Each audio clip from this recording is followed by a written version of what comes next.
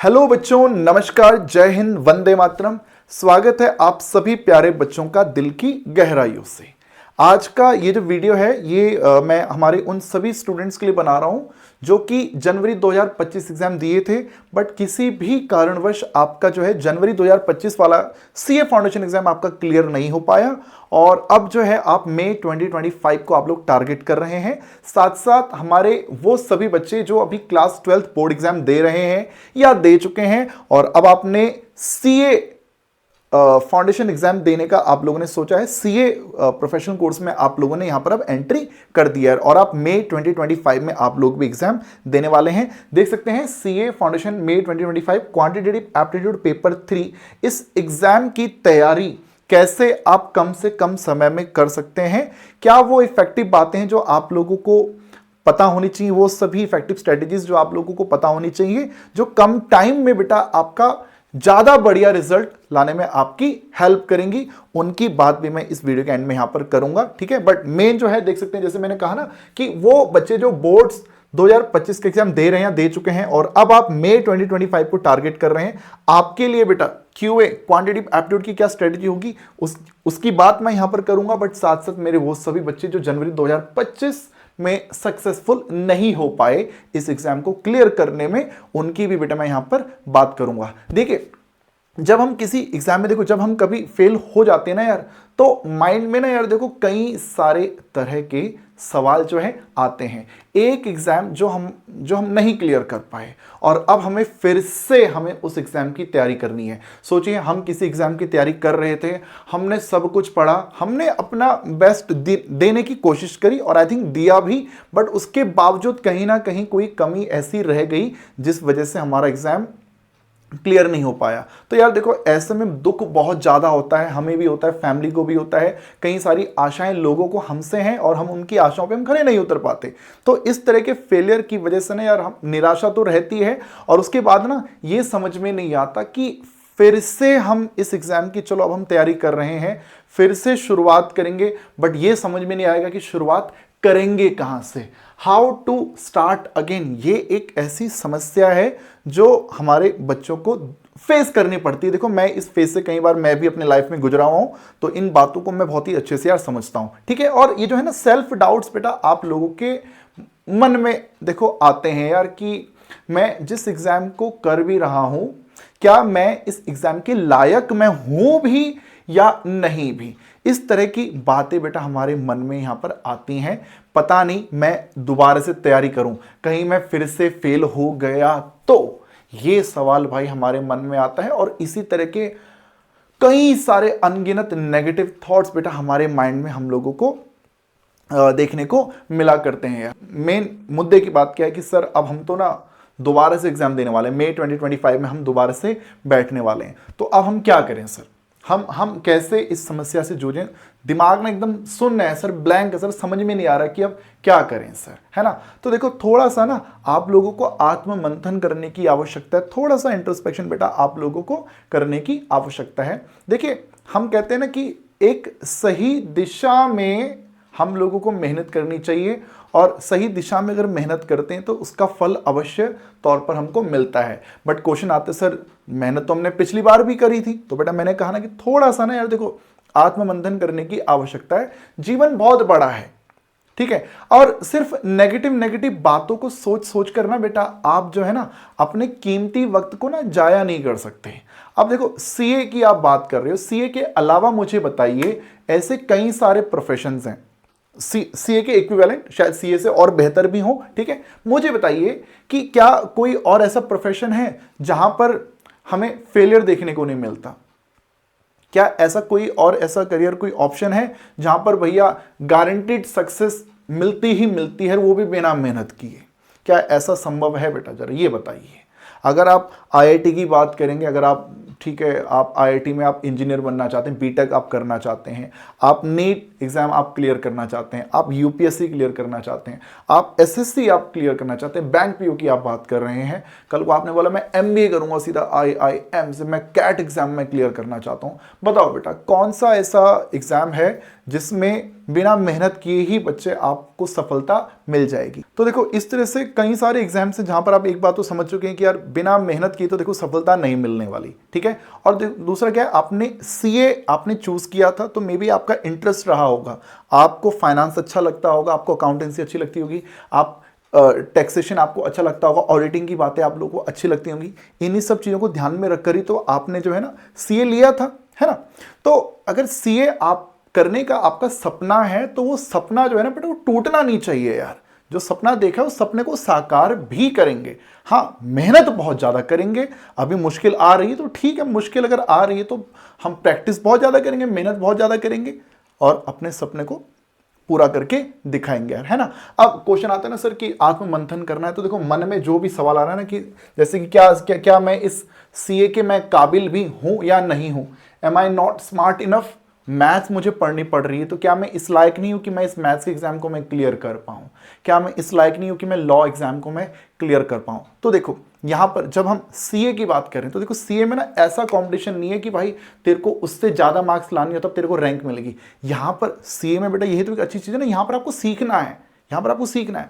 आप मैथ्स पढ़ रहे हो बेटा तो मैथ्स भी जो पढ़ रहे हो बहुत खतरनाक वाली मैथ्स आप नहीं पढ़ रहे हैं। यहां पर मेरी काफी सारे बच्चों से बात हुई थी तो जिन्होंने क्या कहा, सर आपने मैथ्स में जैसा जैसा बोला हम वैसा वैसा किए और हम पास मैथ्स में हो गए, लेकिन हम रह गए कहां पर कि सर हमारे एग्रीगेट नहीं बन पाया। तो एग्रीगेट नहीं बन पाए इसका मतलब क्या है कि कहीं ना कहीं आपने जो है चारों सब्जेक्ट में ना बहुत अच्छे से मेहनत नहीं करी। हाँ चलो ठीक है, मैथ्स आपकी चलो मुश्किल थी बट एटलीस्ट मैथ्स में आप पास तो हो पाए, बट अकाउंटेंसी इकोनॉमिक्स जो सब्जेक्ट आपके अच्छे हैं उनमें तो आपको 60-70 स्कोर करना चाहिए था ना बेटा। तो ठीक है पिछले अटेम्प्ट में नहीं मेहनत करी तो ठीक है इस अटेम्प्ट में मेहनत करेंगे। और जो हम कह रहे हैं ना कि am I not smart enough, तो भाई मैंने अपने जीवन में ना यार बच्चे मैंने ऐसे ऐसे बच्चे पढ़ाए हैं कि वो मैथ्स में एकदम उनका डब्बा गोल रहा है, एकदम ही खत्म बच्चे रहे हैं, बट ये है कि हाँ वो एग्जैक्ट 40 लेकर आए हैं और वो पास हो गए हैं। हाँ ठीक है इंटर में फाइनल में कुछ अटेम्प्ट अटके हैं बट वो सीए बन गए हैं जी, वो सीए बन गए हैं, ठीक है। और कई ऐसे बच्चे जो 2-3 बार मैथ्स की वजह से फेल हुए थे, ठीक है, और उसके बाद फाउंडेशन में जब पिछला अटेम्प्ट में वो फेल हुए हैं उसके बाद अगले अटेम्प्ट में उन्होंने सीधा 250 260 उन्होंने स्कोर किया है। बट वही है ना, उन्होंने मेहनत बहुत करी भाई उसके बाद, ठीक है, और एक सही प्लान तरीके से बेटा उन्होंने एग्जाम लिखा भी है। इस बार भी काफी सारे बच्चों से मेरी बात हुई, कमेंट करके बताना अगर आप उनमें से हैं कि हमने सर 55 ही अटेम्प्ट किया और हमारे मार्क्स 55 ही आए, हमने 60 अटेम्प्ट किया सर और हमारा जो स्कोर है वो 59 आया। इस तरह की जो बातें हैं बच्चों ने मुझे बताई हैं। तो और एग्जाम से एक दिन पहले आपको याद होगा मैंने इस तरह की स्ट्रेटजी आपके साथ शेयर करी थी कि जितना आता हो ना बेटा उतना अटेम्प्ट करना वरना मत करना, सही बात है। तो भाई ये ना सोचिए कि आप इस लायक हैं भी कि नहीं, आप बिल्कुल लायक हैं भाई, आपने 12th में अच्छा स्कोर किया है, अकाउंटेंसी आपका फेवरेट सब्जेक्ट है, मेहनत करेंगे हम भाई, इस बार मेहनत में कमी रह गई है अगली बार हो जाएगा। Did I study wrong way, थोड़ा सा आत्ममंथन करो भैया, थोड़ा सा सोचिए कि पिछली बार किस सब्जेक्ट में कमी रहेगी, क्या कमी रहेगी। मैथ्स में अगर मेरे 39 आए हैं तो मैंने गलत किया ऐसा जो मेरे 39 रह गए, क्या मैंने फॉर्मूले याद करने के लिए इनफ टाइम नहीं निकाला, क्या मैंने प्रैक्टिस करने के लिए मैंने टाइम नहीं निकाला, क्या कमी रह गई, उस कमी के ऊपर बेटा थोड़ा सा आत्ममंथन आपको करना पड़ेगा। एक दिन का समय लीजिए, सोचिए कि भाई क्या कमी थी उसको मैं इस बार दूर करूं। 2 महीने का टाइम है आपके पास, होता है भाई 2 महीने में भी एग्जाम क्लियर होता है। क्या हमारे जो टीचर्स हैं वो गलत थे, क्या हमें सही टीचर्स नहीं मिल पाए? तो बिल्कुल भाई अगर आपको लगता है कि यार मैं उन टीचर्स में से हूं या फिर जिससे भी आप पढ़े हैं कि उन्होंने आपके साथ न्याय नहीं किया जी, कि भैया आपको उन्होंने प्रॉपर क्लासेस प्रोवाइड नहीं करी, उन्होंने आपके साथ लास्ट एग्जाम डे तक बेटा उन्होंने आप लोगों को रिवीजन नहीं करवाई, उन्होंने जरूरत के टाइम पर आपको हेल्प नहीं किया, सोचिए इस तरह की चीजों के बारे में। अगर आपको लगता है कि भाई मैंने गलत किया ना तो उस सिचुएशन में मेरे को चेंज कर दो, मेरा सब्स्टिट्यूट बेटा आप सोच लो। आपको लगता है कि किसी दूसरे बंदे ने कुछ गलत कर, देखो अल्टीमेटली क्या है, देखो अल्टीमेटली फायदा आप लोगों का होना चाहिए। इन सब चीज़ों को आप थोड़ा सा सोचिए। और आपको लगता है कि नहीं यार टीचर्स ने तो सही मेहनत करी थी, बस हाँ हमने इनकी बातों को ही ढंग से नहीं सुना था, जो ये हमको गाइड करती थी कि ऐसे करो, हमने वो काम नहीं किया था जी। तो बेटा यहां पर अननेसेसरी का टीचर को भी ब्लेम करने की आवश्यकता नहीं है, बट ये है कि हाँ मेहनत कीजिए बेटा, इस बार आपका होगा। और did I give my 100%, ultimately कुल मिला की बात यही आती कि क्या आपने अपना 100% योगदान जो है अपनी इस तैयारी में दिया या नहीं दिया। थोड़ा देखो, आप मेरे से झूठ बोल सकते हो, अपने पेरेंट्स से झूठ बोल सकते हो, ठीक है, लेकिन आप खुद से तो झूठ नहीं बोल सकते ना। सोचिए कि आपने मोबाइल रील्स स्क्रॉल करने में कितना टाइम आपने लगाया। सोचिए आपने अपनी सखी से या सखा से बात करने में कितना समय लगाया। समझ रहे हो, पोटेंशियल सखी सखा से बात करने में आपने कितना समय लगाया। तो इस तरह की जो तमाम जो चीजें हैं ना बेटा, उनके ऊपर थोड़ा सा ना आत्ममंथन आपको करना पड़ेगा। और निश्चित तौर पर बेटा आपका जो अगला वाला जो अटेम्प्ट है उसमें आप बहुत बेहतरीन स्कोर करेंगे, ये बात ध्यान रखिएगा, ठीक है। क्योंकि यार इस बार मुझे तो जनवरी का अब तक हमारा सबसे बेहतरीन रिजल्ट ये इस वाले अटेम्प्ट में आया है। और ऐसे बच्चे जिनसे उम्मीद नहीं थी उन्होंने भी मैथ्स जैसे पेपर को क्लियर किया है यार, है ना। बट यही है कि हाँ उन्होंने कंसिस्टेंटली बेटा उन्होंने जो है वो मेहनत करी है, पढ़ाई करी है, ठीक है। आपके में क्या कमी रहेगी कमेंट करके भी बताना, ताकि दूसरों का भी यहां पर मार्गदर्शन हो पाए। अब सर बात आती है कि चलो ठीक है, ये तो आपने कह दिया भैया कि इन सब चीज़ों के ऊपर हम थोड़ा सा आत्ममंथन करेंगे। और ना एक नेगेटिव वे में बेटा आप लोगों को चीज़ें नहीं लेनी है। एक बार फेलियर मिला है तो कोई बात नहीं, अगली बार सक्सेस जरूर मिलेगी। मैं खुद की बात करूं भाई, आज मैं मैथमेटिक्स पढ़ा रहा हूं, मैं क्लास 9th की मैथमेटिक्स में मैं एक बार फेल हो चुका हूं। पूरा ईयर नहीं रिपीट करना पड़ा है, बट यह कि मैं एक टर्म के एग्जाम में मैं मैथ्स में खुद में फेल हुआ स्टूडेंट हूँ, ठीक है। अगर मैं बात करूँ अपने ग्रेजुएशन की, मैं अपने ग्रेजुएशन में मैं फर्स्ट ईयर में मैं बिजनेस लॉ में मैं फेल हो चुका हूं, मैं कंप्यूटर्स में मैं फेल हो चुका हूं ठीक है। मैं अपनी मास्टर्स की बात करूं तो ग्रेजुएशन की जस्ट बाद मेरे आलसीपनी की जरा कहानी सुनो। मेरी 2014 में मेरी ग्रेजुएशन कंप्लीट हुई, 2014 में मुझे मास्टर्स का एंट्रेंस भरना था। मैं डेट भूल गया था कि भैया एग्जाम फॉर्म भरना है, ठीक है। एक साल skip. Next year masters DU में मैंने मास्टर्स के लिए मैंने अप्लाई किया कि चलो ठीक है, लिमिटेड सीट्स होती हैं तो एंट्रेंस होता है उसका। मेरा एग्जाम क्लियर नहीं हो पाया क्लियर। बट हाँ ये कि मैंने उसके नेक्स्ट ईयर मैंने फिर से मैंने मास्टर्स के लिए मैंने अप्लाई किया कि हाँ ठीक है भाई एंट्रेंस में दूंगा यार, ठीक है। और मैंने दिया, मेरा एग्जाम क्लियर हुआ। पहले एक बार फेलियर मिला है और भाई उस टाइम लगा था कि बताओ यार एग्जाम पढ़ाई तो करी थी, एग्जाम भी दिया तो सही ठीक दिया था, बट फिर भी क्लियर नहीं हो पाया, रहेगी कुछ ना कुछ कमी। बट हार नहीं मानी, अगले अटेम्प्ट में दोबारा तैयारी की और अगली बार बेटा एग्जाम हमारा क्लियर हुआ है। ऐसी लाइफ में देखो ये छोटी सी चीज है जो आपको इस बार असफलता देखने को मिली, बट इसको भी एक पॉजिटिव वे में लीजिए और ये सोचिए कि हाँ जीवन में एक बार चलो ठीक है एक धक्का लगना भी जरूरी है, एक किक मिलेगी कि हाँ चलो ठीक है सक्सेस स्टोरीज कल को सुनाएंगे ना यार, तो होगा ना ये कि हाँ हम भी फेल हुए थे भाई, है ना, फिर हमने मेहनत करी खूब ढंग से एकदम, है ना, तभी तो मूवी हिट बनेगी ना यार, है ना। तो इसलिए भैया मेहनत करनी है। और क्वेश्चन आते हैं सर हाउ टू स्टार्ट, ये जो समस्या है तो देखो यार ऐसा ना मन मार के ही सही क्या करो, आज ना मैथ से स्टार्ट कर लो, ठीक है। और मैथ्स का ना बेटा ये मान के चलो कि फिलहाल आपको कुछ नहीं आता है, आपने कुछ भी नहीं पढ़ा है, आप अभी ओ लेवल पे हो, जीरो लेवल पे हो भाई, अभी जीरो लेवल पे हो, ठीक है। एकदम क्लीन स्लेट है भैया हमारी, एकदम क्लीन स्लेट, ये मान के चल लो, ठीक है। एकदम शुरू से शुरू करेंगे जी, ये बात ध्यान रखिए।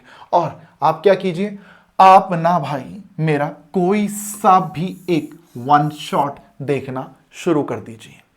शुरुआत करनी जरूरी है। देखो पहली जो शुरुआत होती है ना वही नहीं हो पाती भाई, एक बार शुरू हो गया ना भाई तो उसके बाद रुकने का मन नहीं करेगा। बट ये है कि हाँ वन शॉट देखना जब आप स्टार्ट करेंगे ना तो बेटा पूरा मन लगा कर देखेंगे, एक एक बात को ध्यान से सुनेंगे उस टाइम पे कोई डिस्ट्रैक्शंस नहीं चाहिए यार, ये ध्यान रखिएगा। टाइम हमारे पास कम है, हमारे पास टाइम कम है और करने के लिए बहुत कुछ है बेटा, तो शुरुआत आज से ही कर देना बाबू।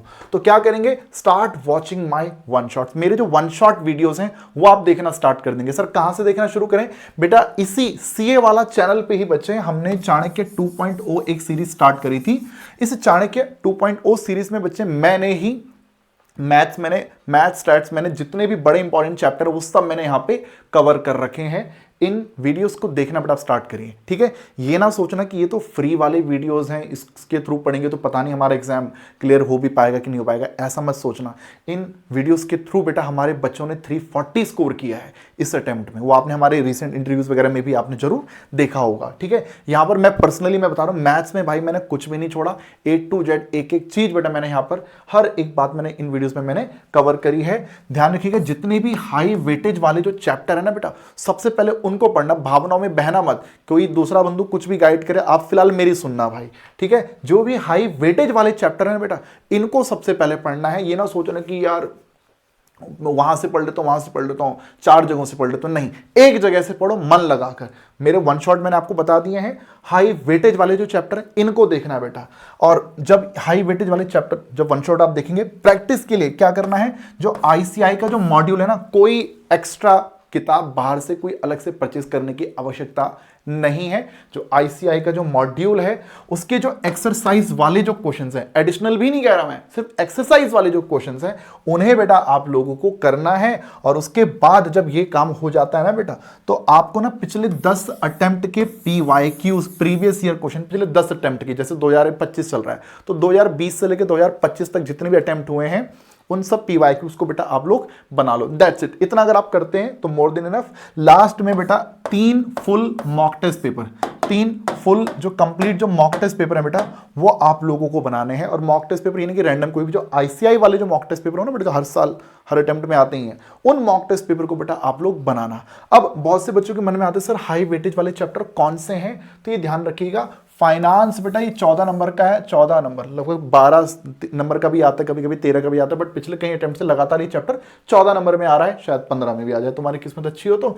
सेंट्रल टेंडेंसी डिस्पर्जन 10 नंबर, ये सीक्वेंस बेटा मैं यहाँ पे लिख रखा हूँ, इस सीक्वेंस को फॉलो करना। सेंट्रल टेंडेंसी डिस्पर्जन 10 नंबर, देखो 2 चैप्टर से आपके 24 नंबर कवर हो गए, 24 मार्क्स, बहुत बड़ी बात है यार, ठीक है। लॉजिकल रीजनिंग में 4 चैप्टर हैं, चारों चैप्टर 5-5 नंबर के हैं। शुरू में पहली बार पढ़ने में मे भी डिफिकल्ट लगे, बट अभी एक बार पढ़ लोगे फिर एक बार दोबारा भी प्रैक्टिस करोगे तो ये 20 नंबर में बेटा ये समझ लो कि ये कहीं नहीं जा रहे हैं जी, ये आसानी से आप इनको प्राप्त कर सकते हैं जी। फिर इंडेक्स नंबर 5 नंबर का easy chapter statistical description of data, इसमें सैम्पलिंग भी आता है। सैम्पलिंग अगर मैं ऐड कर दूं तो शायद 7 से 8 नंबर का भी हो सकता है, 9 का भी हो सकता है यार। ये मतलब ये कि लगभग कितने मार्क्स के चैप्टर हैं, ठीक है। तो ये पूरा थ्योरी चैप्टर है। 7 नंबर में बेटा आपका चैप्टर रहेगा। ऐसी रेशियो प्रोपोर्शन लॉग इंडाइसिस की बात करें तो 4 नंबर का चैप्टर। इक्वेशन इनइक्वालिटी 6 नंबर का। कोरिलेशन एंड इंटीग्रेशन 5 नंबर का। इन चैप्टर को अगर आप करते हैं तो 20, 30, 30, 30, 30, 30, 50 और ये ना 60, लगभग 70 नंबर तक बेटा आपके जो है ये चैप्टर आपके बन गए। इसके अलावा जितने चैप्टर बच गए उन्हें आप अपने कन्वीनियंस के हिसाब से आगे पीछे करके देख सकते हैं। Permutation, sequence, set relation function, calculus, probability and ये थ्योरेटिकल डिस्ट्रीब्यूशन, तो ये आप अपने हिसाब से आगे पीछे करके देख सकते हैं। बट पहले ये जो वो चैप्टर है जो आपको पास करवा देंगे जी, इनको अगर आप अच्छे से कर लेते हैं तो ये जरूर बड़ा ध्यान रखिएगा, इनको आप लोगों ने इस सीक्वेंस में पढ़ना है, ठीक है। बाकी आप अपने विवेक पर भी बेटा इन चीज़ों को बदल सकते हैं जी, ठीक है। बाकी वही है कि जब मेरे वन शॉट्स बेटा आप देख लेंगे, आईसीआई के क्वेश्चंस की जो आप प्रैक्टिस आप कर लेंगे, मैंने ना वाईटी पर ना बेटा सितंबर 2024 में हमारे स्टूडेंट्स के लिए जो वाईटी के थ्रू तैयारी करते हैं एक संकट मोचन सीरीज स्टार्ट करी थी। इस संकट मोचन सीरीज में बेटा मैंने सभी चैप्टर्स को मैंने कवर किया था। इनमें मैंने कॉन्सेप्ट रिवाइज करा के फिर प्रैक्टिस करवाई है जी बहुत सारे क्वेश्चंस की। इस सीरीज को आप फॉलो कर सकते हैं। प्लस हमने जनवरी स्टूडेंट्स के लिए एक अगस्त्य सीरीज लॉन्च करी थी। प्लस ये जो मई अटेम्प्ट आ रहा है बेटा, इनके लिए मैं फिर से संकट मोचन 3.0 सीरीज में लेकर आ रहा हूं। इस सीरीज में बेटा आप मेरे साथ यहां पर लाइव जुड़ जाइएगा। यहां पर बेटा मैं अच्छे से आप लोगों की यहां पर तैयारी लाइव में भी करवाऊंगा, जिनको कि आप बाद में रिकॉर्डिंग में भी आप लोग देख सकते हैं यार। सो गाइज इतना ही कुछ है। बाकी कोई भी सजेशन सुझाव मेरे लिए हो या हमारे बाकी स्टूडेंट्स के लिए हो, वो बेटा आप लोग यहां पर कमेंट करके बताना, ठीक है। मैं आपके कमेंट्स पढ़ूंगा और बिल्कुल बेटा ऐसा है ना, मई अटेम्प्ट हम लोगों ने निकालना है। कितना आत्मविश्वास बेटा आपके अंदर है, कैसा आप लोगों को लग रहा है, क्या दिक्कतें परेशानियां आप लोगों को फील हो रही हैं, उनको भी आप लोग कमेंट करके जरूर बताना। मैं आपके कमेंट्स पढ़ूंगा और आने वाले वीडियोस में बेटा मैं उन चीज़ों को भी मैं वहाँ पर फिर एड्रेस करूँगा यार। चलिए ध्यान रखिएगा बेटा, ऑल द बेस्ट।